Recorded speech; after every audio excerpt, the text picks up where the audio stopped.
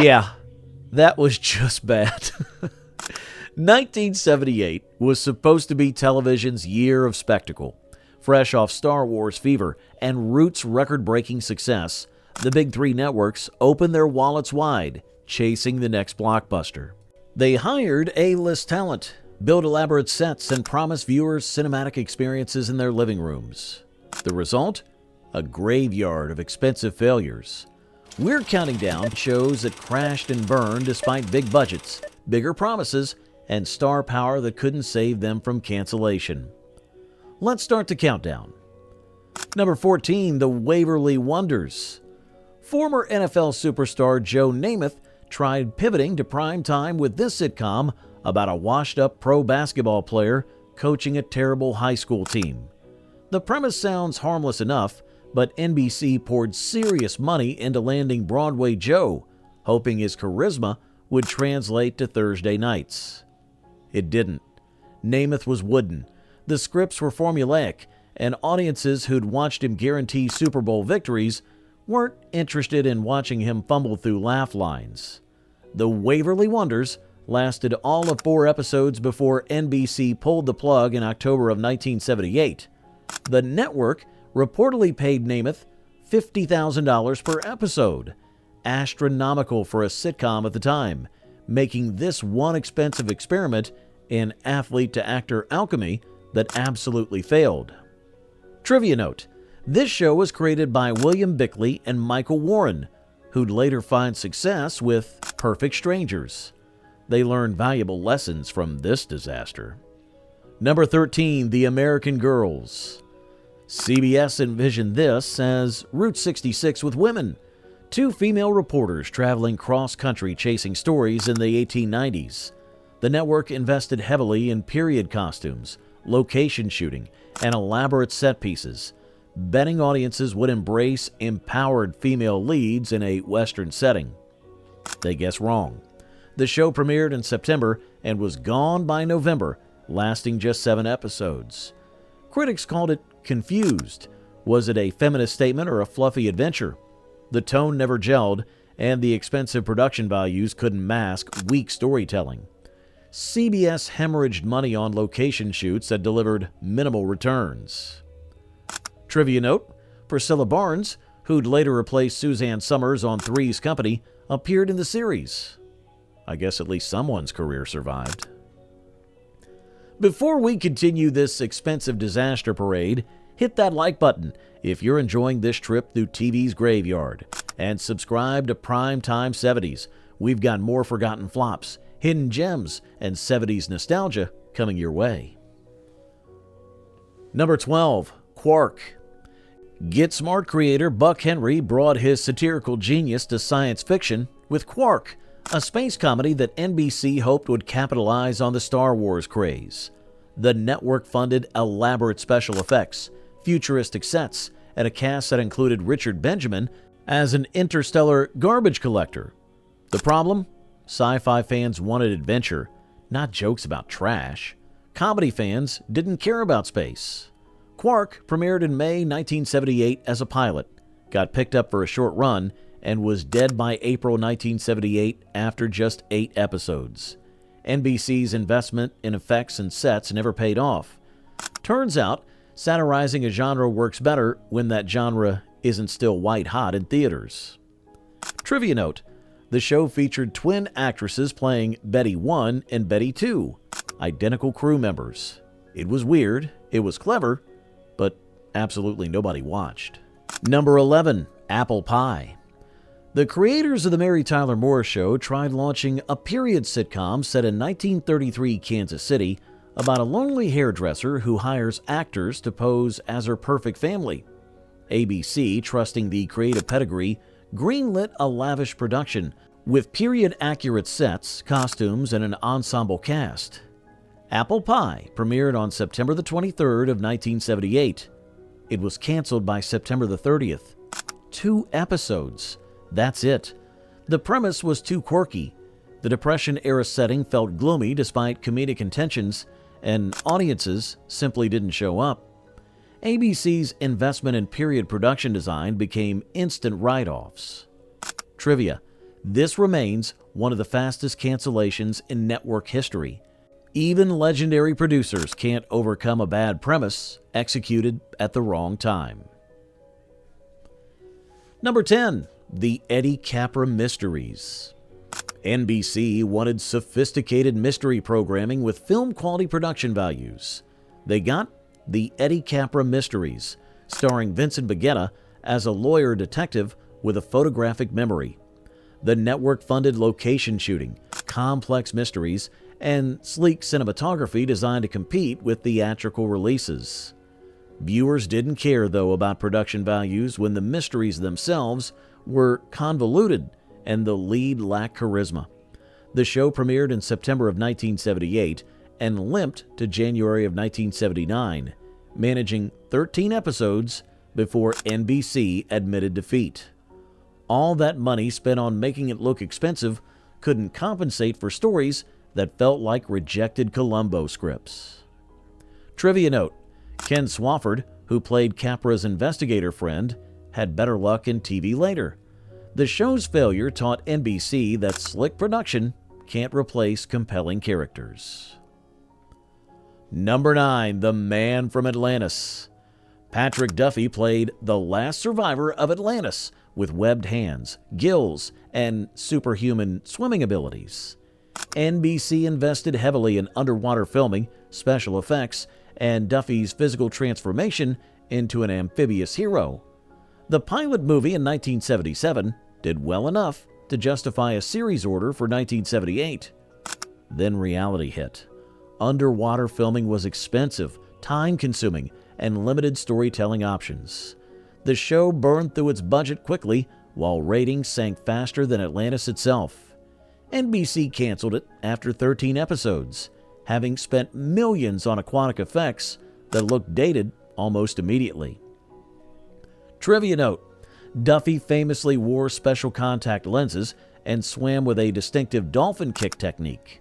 After this flop, he wisely moved to land-based drama with Dallas, where he stayed dried and employed for 13 years. Number 8. Sword of Justice. NBC imagined a hybrid of Robin Hood and James Bond, a wealthy playboy framed for embezzlement who, after prison, uses his fortune to help victims of white-collar crime. The network funded elaborate action sequences, international locations, and a cinematic look designed to compete with theatrical releases. Dak Rambo starred, and the production values were genuinely impressive. But the show premiered in September of 1978 and was gone by December, managing just 10 episodes. The problem wasn't quality. Critics actually liked it, but scheduling. NBC kept moving it around, confusing viewers and wasting all that production money on a show that nobody could find. Trivia: the series featured some of TV's most expensive action sequences of 1978, including helicopter chases and elaborate stunts. All that money for zero audience retention. Number 7. Cliffhangers. NBC tried reviving the serial format with Cliffhangers, presenting 3 rotating adventure serials per episode: Stop Susan Williams, The Secret of the 13th Floor, and The Curse of Dracula. Each segment ended on a cliffhanger, with production values mimicking 1940s movie serials, but with a 1978 budget. The concept was ambitious and expensive, essentially producing 3 shows simultaneously. It premiered in February of 1979 and died in May, never resolving any of its storylines. Viewers found the format confusing, and NBC's investment in sets, effects, and 3 separate casts yielded minimal returns. Trivia note: Susan Anton starred in Stop Susan Williams, playing a reporter investigating her brother's death. The show literally ended mid-cliffhanger when canceled, leaving every story unresolved. Talk about frustrating. We're halfway through our countdown of expensive disasters. If you're loving these forgotten flops, smash that subscribe button and drop a comment telling us which big-budget failure from 1978 you actually enjoyed, or which one you think deserved better. Now, back to the carnage. Number 6, The Paper Chase. Based on the acclaimed film, The Paper Chase followed law students at a prestigious university navigating the tyrannical Professor Kingsfield. CBS spent serious money on the production, hoping prestige programming would attract upscale audiences and advertisers. Critics loved it. Awards followed. But viewers? They stayed away in droves. The show premiered in September of 1978, struggled through one season, and was canceled in 1979 despite critical acclaim. CBS's investment in quality production couldn't overcome a simple problem. Most Americans didn't want to watch stressed law students study. Trivia note: The Paper Chase found new life on Showtime in the 1980s, running 3 more seasons on cable, where it found its audience. Sometimes shows are just ahead of their time or on the wrong platform. Number 5, The Amazing Spider-Man. CBS wanted to capitalize on comic book IP, adapting Spider-Man for live-action television. The network invested in special effects, stunt work, and web-slinging sequences designed to bring the wall crawler to life. Nicholas Hammond starred, and initial ratings were promising, but the effects costs were crushing. Each episode's budget ballooned, trying to make Spidey's powers look believable on a TV budget. CBS scaled back the web-slinging, making episodes feel like generic crime shows with occasional superhero moments. The show premiered in April of 1978 and lasted through mid-1979, ultimately costing more than it earned despite decent ratings. Trivia note: Hammond did many of his own stunts, and the show filmed in Los Angeles, not New York. CBS learned an expensive lesson. Superhero shows need superhero budgets, and 1978 TV simply couldn't afford them. Number 4, W.E.B. NBC attempted a serious drama about the television industry itself. W.E.B. focused on operations at a fictional TV network, examining corporate politics, programming decisions, and power struggles. The network funded a large ensemble cast and expensive production design to create an authentic behind-the-scenes look. It premiered in September of 1978 and was gone by October. 5 episodes. Audiences didn't want to watch TV about making TV. They wanted escapism, not corporate boardroom drama. NBC's bet on meta-television failed spectacularly, wasting money on a premise nobody asked for. Trivia note: the cast included Pamela Bellwood, who'd later find success on Dynasty. The show's failure proved audiences prefer fantasy over industry realism. Number 3, Logan's Run. Following the 1976 film, CBS launched a Logan's Run TV series with significant investment in futuristic sets, costumes, and special effects.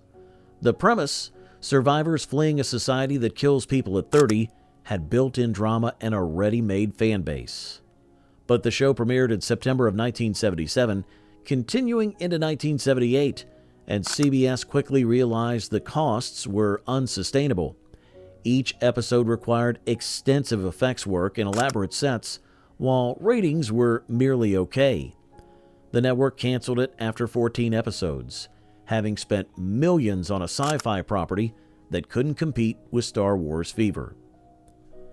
Trivia: Gregory Harrison starred before his success on Trapper John M.D. The show's cancellation left storylines unresolved, frustrating the small but vocal fan base.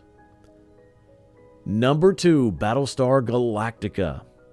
ABC's most expensive series ever when it premiered in September of 1978. Battlestar Galactica was ABC's answer to Star Wars, featuring space battles, special effects, and an enormous budget that approached $1 million per episode, astronomical for television. The premiere movie-length pilot drew massive ratings, making ABC think that they had struck gold. But sustaining those effects-heavy episodes was financially impossible. Ratings declined, costs stayed stratospheric, and ABC simply hemorrhaged money. The network canceled it after 1 season. then desperately tried to retool it as Galactica 1980, which failed even faster. Trivia note: Battlestar Galactica nearly bankrupted ABC's programming division. Despite the cancellation, it became a cult classic, eventually spawning the successful 2004 reboot. The original's failure taught Hollywood that TV wasn't ready for movie-level sci-fi budgets. At least not in 1978. Number 1. Supertrain. Here we are, the undisputed champion of expensive television disasters. Supertrain deserves its own category of failure. NBC developed this throughout 1978 for a February 1979 launch, envisioning a glamorous anthology series aboard a futuristic nuclear-powered train.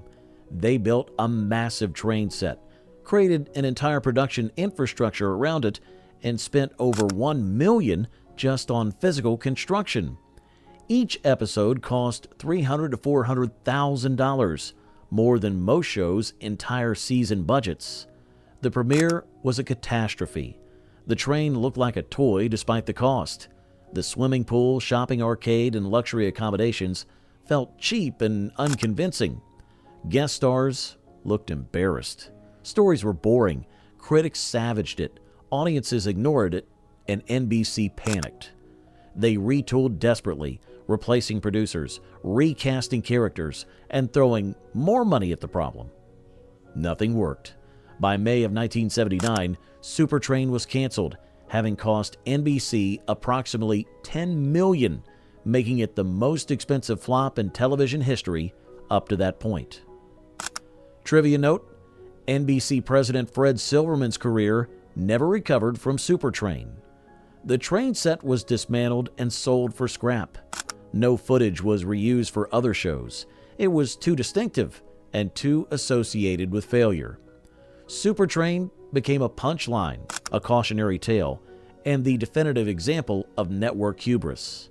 It proved that big budgets, big concepts, and big promises mean nothing without good execution.